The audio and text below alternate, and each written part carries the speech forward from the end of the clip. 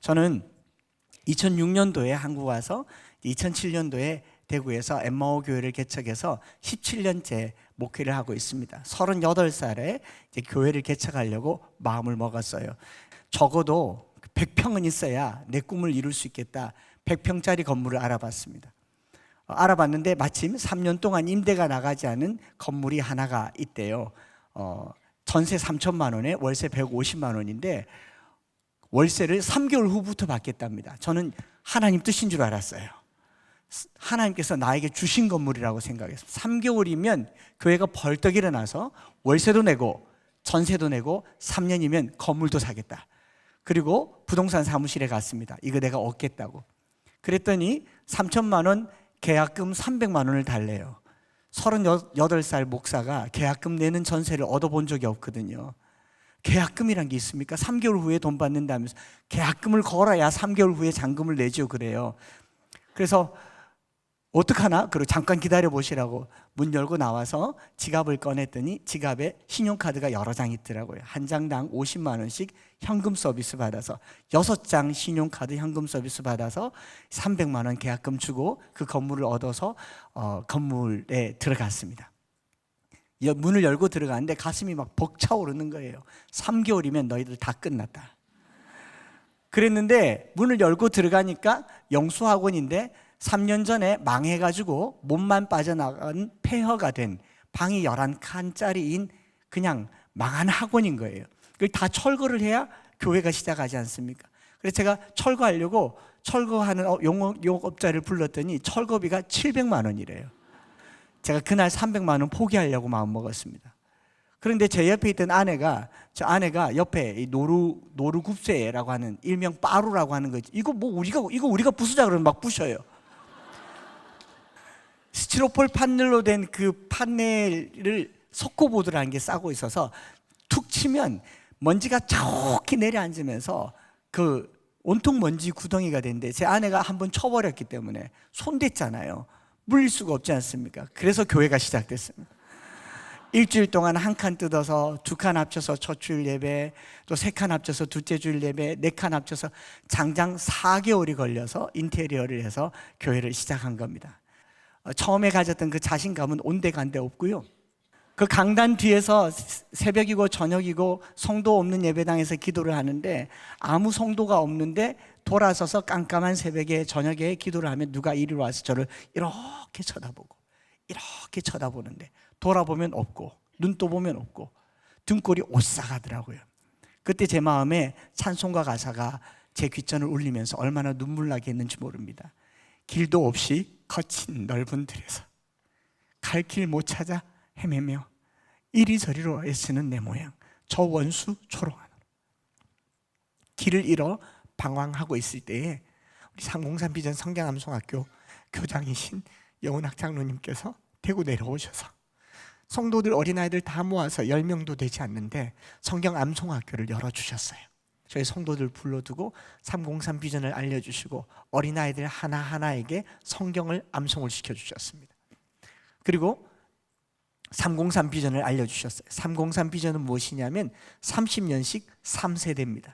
자녀가 태어나서 부모의 품을 떠날 때까지 30살 정도 되는 그 나이 때까지 가정에서 매일 말씀 한 절씩 2절씩 말씀 암송 가정 예배를 드리는 것을 30년간, 그리고 그 자녀는 그 자녀에게 또 그 자녀에게 100년에 이르는 3대에 이르는 말씀 암송 가정 예배를 하면 신앙의 명문 가정이 일어날 것이고, 한국 기독교 100년의 부흥의 역사를 본다면 지금 절망과 좌절이 있을 때에 지금 가정에서 자녀들에게 말씀 심어주는 일은 한국 교회의 다음 100년을 준비하는 위대한 일이다, 이렇게 가르쳐 주셨습니다. 그때 이후로 저희가 가정에서 성경 암송 자녀 교육을 시작하기로 했습니다. 어차피 몇 명 안 되고 주일 학교도 없으니까 집에 가서 성경 암송하십시오.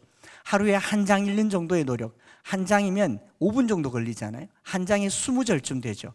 한 장을 읽는 노력으로 3년을 한 장씩 읽으면 3년의 성경을 읽도갑니다. 보람은 있겠지만 큰 은혜는 받기 어려울 겁니다. 그런데 하루에 한 장 읽는 노력, 한 장 5분 읽는 노력을 한 절에다 쏟자. 한 장이 20절이니까 한 절을 20번 반복하는 거죠. 한 67번만 해도 여러분 듣기만 해도 따라하잖아요. 20번 읽으면 어떻게 될까요? 거의 암송이 됩니다. 이거를 매일 한 절씩 3년을 하면요 1000절을 암송합니다. 그때 이후로 17년간 저희 교회는 주일 예배 때도 말씀 암송을 선포하고, 소그룹 때도 말씀 암송을 선포하고, 가정 예배 때도 말씀을 암송하고 해서 대부분의 성도들은 한 200절, 300절 정도를 주기도문 수준으로 암송합니다. 그렇게 17년을 목회하면서 이 어린아이들이 1000절을 암송하는 것이 너무 기특해서 교회에서 큰 용기를 내어서 2011년도부터 11년 말부터 1000절 암송하는 아이들에게 영국 왕복 항공권을 끊어줬습니다. 도전해 보십시오. 그래서 2012년도에 3명의 아이들과 함께 영국에 날아가서 공부했던 학교도 돌아보고, 또 요한 웨슬레, 조지 밀러, 조지 위필드, 웨일즈에 가서 부흥의 흔적들을 쭉 돌아보면서 매일 100절씩 암송하면서 이 아이들과 함께 12일간 시간을 보냈죠. 저는 뭐 대구 안 살아서 모르시겠지만 대구시 중구 향촌동 18번지에서 태어나서 거기서 유년 시절을 보냈습니다. 향촌동이라고 하는 동네는 어떤 동네냐면 대구시 중구 한복판에 동성로가 있고 향촌동이 있는데, 저희 유년 시절에 저희 동네 아저씨들 이름을 아직도 기억 못하지만 별명은 아직도 기억합니다. 바위, 도끼, 스매끼리, 망치, 사시미, 우리 동네 아저씨들입니다. 여름에 겉옷을 벗으면 몸에 용도 나오고 호랑이도 나오고 우리 동네 아저씨들입니다. 저는 거기서 났고 거기서 살았습니다. 동성로포와 함께 양대조폭이라고 하는 동네들이 사는 곳에서 나서 자랐고요. 태어나서 얼마 되지 않았을 때 저희 어머님이 배가 아프다고 해서 큰 병원에 가봤는데 자궁에 혹이 있는데 암이라고 합니다. 어머님 돌아가시고 한 달 만에 저희 아버지께서 마침 정부에서 이 바닷가에 있는 개펄이 있는 땅에 바다 물을 막아서 국유지로 전환하면서 농사 짓는 농사꾼을 모집한다는 이 전단지를 받고 저희 아버님이 거기 농사 지으러 가셔서 20년 동안 저희랑 연락이 거의 두절됐었습니다. 초등학교 4학년 때 제 친구가 저희 집 앞에 와서 저를 건져줬어요. 저희 집 앞을 지나가면서 창수야, 교회 52번 가면 필통 준다! 그러고 자전거 타고 막 가요. 제가 반지하에 있는 방에서 밥 먹다가 필통이란 말에 귀가 번쩍 열려서 그 필통 받으려고 슬리퍼 신고 자전거를 따라가서 대구시 중구에 있는 서성로 교회를 출석하게 된 것이죠. 그 첫 걸음이 오늘 저를 만들었습니다.